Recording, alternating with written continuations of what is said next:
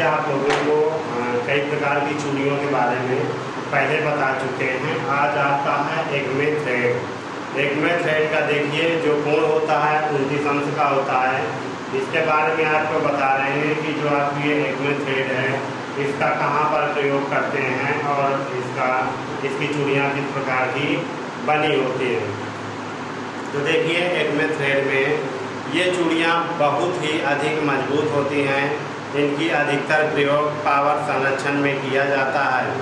Lathe machine के lead screw पर इस प्रकार की चूड़ियाँ बनाई जाती हैं जिससे कि स्लिप नट को आसानी से जोड़ संलग्न करके और अलग अलग करके ऑटोमेटिक फीड ली जा सकती है। इस प्रकार की चूड़ियों में कोण 29 अंश होता है। इस प्रकार की चूड़ियों के रूट तथा क्रेस्ट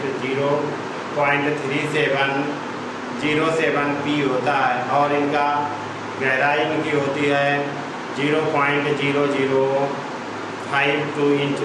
इस प्रकार की चूड़ियों की गहराई 0.5p होती है प्लस 0.1 इंच। फिर इसके बाद आपका आता है नक्कल थ्रेड। देखिए, नक्कल थ्रेड है जो आपका, इसके बारे में मैं आपको बता रहा हूँ। ये हमारी चूड़ी बनी है नक्कल थ्रेड, ठीक है। इस तरीके की हमारी चूड़ियाँ होती हैं। इस प्रकार की चूड़ियों में चूड़ी के रूट और क्रेस्ट अर्धगोल होते हैं। जो ये हमारे क्रेस्ट हैं वो अर्धगोल होते हैं। इस प्रकार की चूड़ियाँ रोल करके बनाई जाती हैं क्योंकि रोल करके बनाई गई चूड़ी टूल्स से बनी चूड़ी की अपेक्षा अधिक मजबूत होती है। इन चूड़ियों का अधिकतर प्रयोग रेलवे कपलिंग बनाने के लिए किया जाता है। जो ये चूड़ियाँ होती हैं इनका अधिकतर प्रयोग रेलवे कपलिंग में प्रयोग किया जाता है, बनाने के लिए किया जाता है। इस प्रकार की चूड़ियों की गहराई 0.5 इंटू p होती है तथा रूट और क्रेस्ट की गोलाई 0.25 p होती है। अब देखिए, आपका आता है बटरस थ्रेड।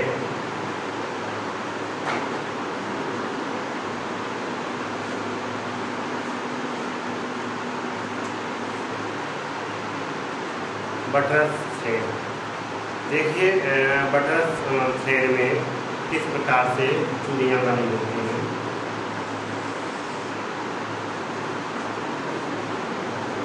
देखिए, बटरस थ्रेड के लिए इस प्रकार की चूड़ियाँ एक साइड अक्ष के समकोण पर तथा दूसरी साइड के 45 अंश के कोण पर बनी होती है। इस प्रकार की चूड़ियों का अधिकतर प्रयोग वहाँ किया जाता है जहाँ एक ही दिशा में अधिक दबाव पड़ता हो। इस प्रकार की चूड़ियों का कोण 45 अंश पे बना होता है का कोण होता है। इस प्रकार की चूड़ियों के लिए रूट और क्रेस्ट p/8 होता है तथा चूड़ी की गहराई 0.785 होती है। तो देखिए, इसके बाद आपका आता है चाल के आधार पर चूड़ियों के प्रकार। चाल के आधार पर चूड़ियों के प्रकार।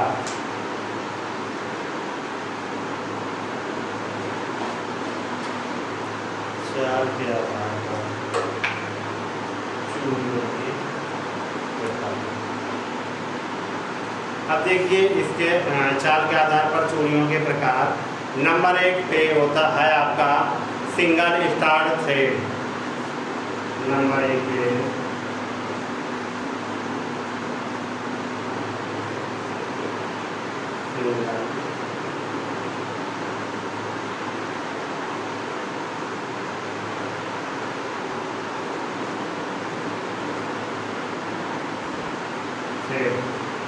नंबर 2 पे आपका आता है डबल स्टार्ट थ्रेड।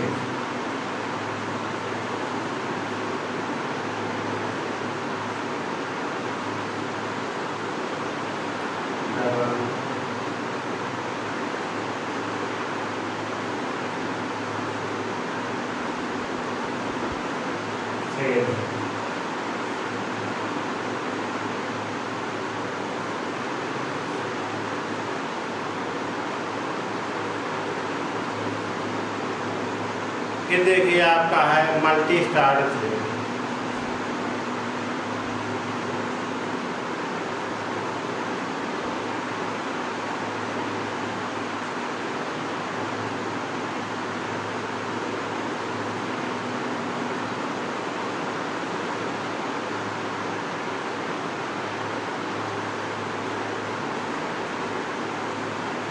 देखिए फिर इसके बाद है आपका सिंगल स्टार्ट थ्रेड।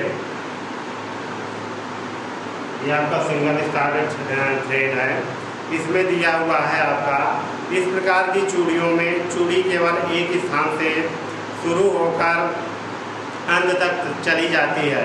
इस प्रकार की चूड़ी में चूड़ी की लीड चूड़ी के पिच के बराबर होती है। फिर आपका आता है डबल स्टार्ट। यह आपका दिया हुआ है डबल स्टार्ट थ्रेड।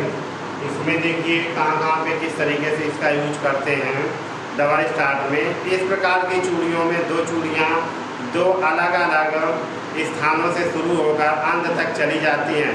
इस प्रकार की चूड़ी लीड चूड़ी की पिच दुगुना हो जाती है। फिर आपका आता है मल्टी स्टार्ट थ्रेड।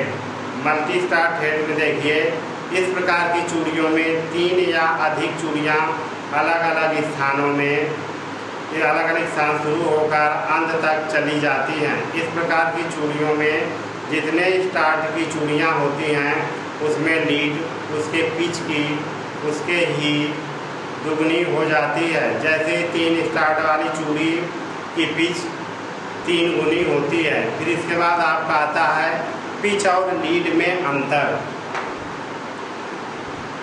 देखिए इसमें कौन कौन से अंतर दिए हुए हैं। नंबर 1 इसमें निम्नलिखित अंतर होते हैं। तो देखिए नंबर 1 में एक चूड़ी के केंद्र से एक चूड़ी का जो केंद्र होगा यहाँ से जैसे ये हमारी ऐसे ऐसे चूड़ी कटी हुई है।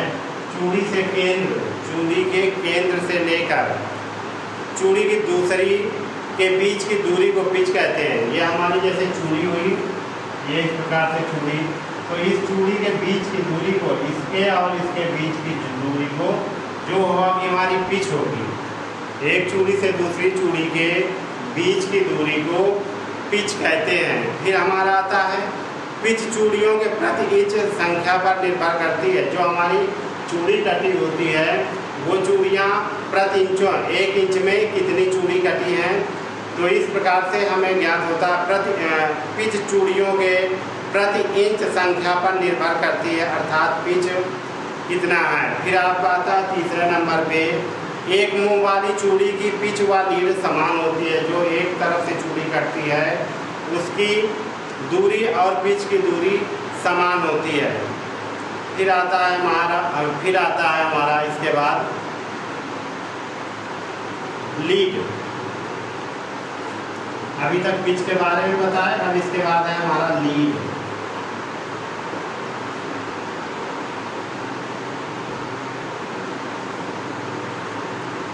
लीड देखिए लीड में क्या है, बोल्ट या पेच एक चक्कर पूरा करने में अपनी दूरी जितनी दूरी आगे पीछे बढ़ता है उस दूरी को लीड कहते हैं।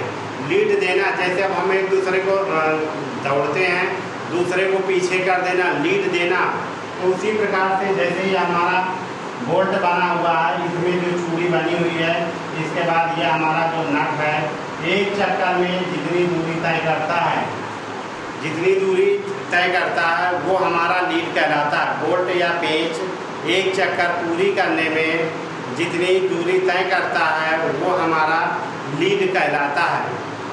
फिर इसके बाद हमारा नंबर 2 पे है लीड दूरी की पिच और उसके मुंहों पर निर्भर करती है। जो हमारी लीड होती है उसकी दूरी पे उसका निर्भर करता है। फिर नंबर 3 पे है जितने मुंह की चूड़ी होती है लीड पिच से उतने ही गुना होती है। जितने में मुंह की चूड़ी होती है उतना ही लीड पिच उससे दोगुना होता है। फिर देखिए सिंगल स्टार्ट चूड़ी तथा मल्टी स्टार्ट चूड़ियों में अंतर। जो अभी बताए थे सिंगल स्टार्ट चूड़ी डबल स्टार्ट चूड़ी में अंतर। इकहरी चाल दूरी इससे देखिए इकहरी चाल चूड़ी में ये एक चाल की चूड़ी होती है। जो नंबर 1 पे इकहरी चाल चूड़ी ये एक चाल की चूड़ी होती है।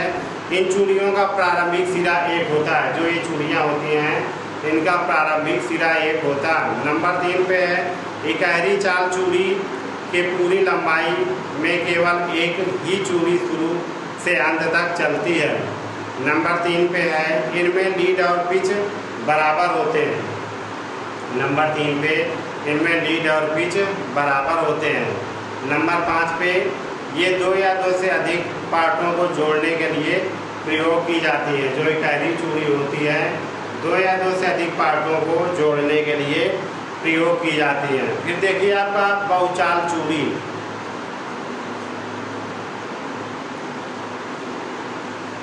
बहुचाल चूड़ी में क्या है, नंबर 1 पे है ये एक या एक से अधिक चाल की चूड़ी होती है। नंबर 2 पे है इन चूड़ियों में से अधिक प्रारंभिक सिरे होते हैं। नंबर 3 पे बहुचाल चूड़ी में समान दूरी पर 2 या 2 से 3 अधिक एक ही माप वाली अलग अलग चूड़ियाँ एक दूसरे पर समांतर चलती हैं। नंबर 4 पे इनमें जितने चाल की चूड़ी होती है लीड उतने ही गुणा को की जाती है, अर्थात lead into pitch into number of start होता है।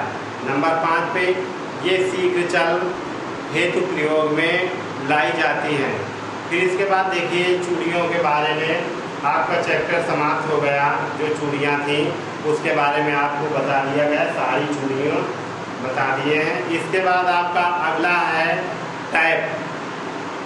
टैप के लिए हम आपको अगले दिन पढ़ाएंगे, टैप के बारे में बताएंगे कि टैप का कहाँ पर प्रयोग करते हैं और किस प्रकार से इसका प्रयोग करते हैं। टैप के द्वारा अंदरूनी चूड़ी काटी जाती है और रीमर के द्वारा टैप के द्वारा अंदरूनी चूड़ी काटी जाती है और डाई के द्वारा बाहरी चूड़ी काटी जाती है।